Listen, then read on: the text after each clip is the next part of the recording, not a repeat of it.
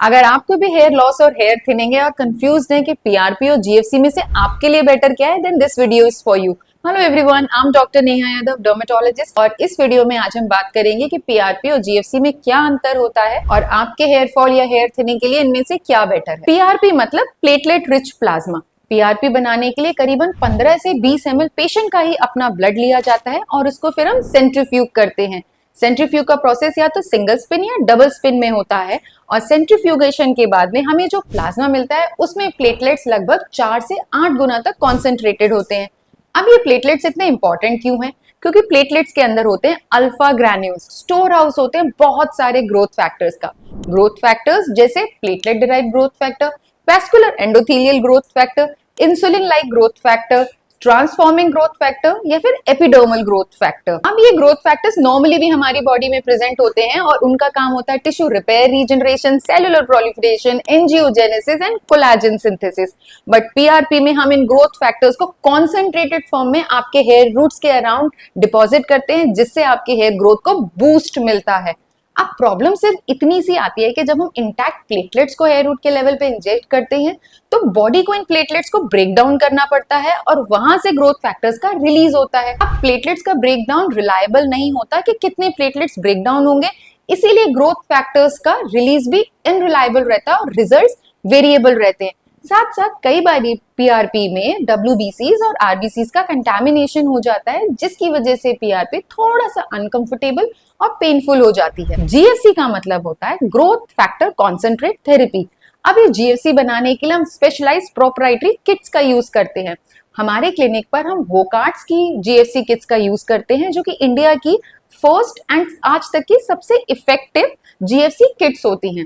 अब इन जो किट्स होती हैं उनकी जो वायल्स होती हैं उनमें पहले से ही कुछ प्लेटलेट एक्टिवेटर्स और चीलेटिंग एजेंट होते हैं, जो कि प्लेटलेट्स को एक्टिवेट करके उनमें से ग्रोथ फैक्टर्स का रिलीज करा देते हैं। और जो चीलेटिंग एजेंट होते हैं वो डब्ल्यूबीसीज और आरबीसीज को एब्जॉर्ब कर लेते हैं, ताकि पेशेंट को ये प्रोसीजर बिल्कुल भी अनकंफर्टेबल और पेनफुल ना लगे। अब इन सिंपल टर्म्स अगर समझे तो पीआरपी इज कि इंटैक्ट कॉन्सेंट्रेटेड प्लेटलेट्स को हम स्कैल्प के हेयर रूट लेवल पे डिपॉजिट करते हैं, जिसमें से ग्रोथ फैक्टर्स का जो रिलीज है वो वेरिएबल रहता है। जबकि जीएफसी में हम concentrated pre mix of growth factors को ही आपकी हेयर रूट पे रिलीज करते हैं, जिसकी वजह से जो रिजल्ट्स है वो मोर एक्यूरेट और मोर कंसिस्टेंट रहते हैं। नाउ लेट्स टॉक अबाउट कि पीआरपी और जीएफसी में से बेटर क्या है। अगर साइंस का और क्लिनिकल डेटा को माने तो हेयर लॉस ट्रीटमेंट में जीएफसी पीआरपी से ज्यादा बेटर प्रूव होती है। और ये सिर्फ किताबी बातें नहीं है और ये सिर्फ हवाई बातें नहीं है, इनके पीछे रियल स्टडीज है।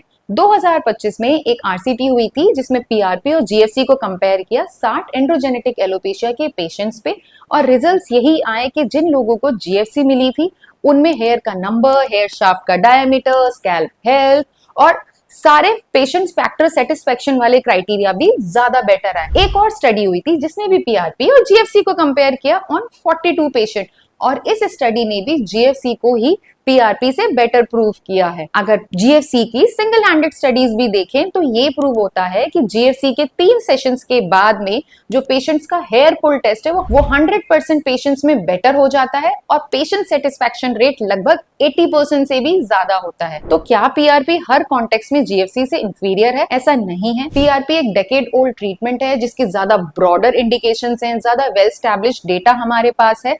और अगर स्किन ट्रीटमेंट्स के बारे में ध्यान दें तो पीआरपी डेफिनेटली जीएफसी से ज्यादा बेटर एज पाती है। और अगर ऑटो इम्यून हेयर लॉस के बारे में बात करें तो भी पीआरपी इक्वली इफेक्टिव होती है। हाउ टू चूज कि आपको जीएफसी कराना चाहिए अपने हेयर लॉस के लिए या पीआरपी कराना चाहिए? So these few things will help you make a wise calculated decision.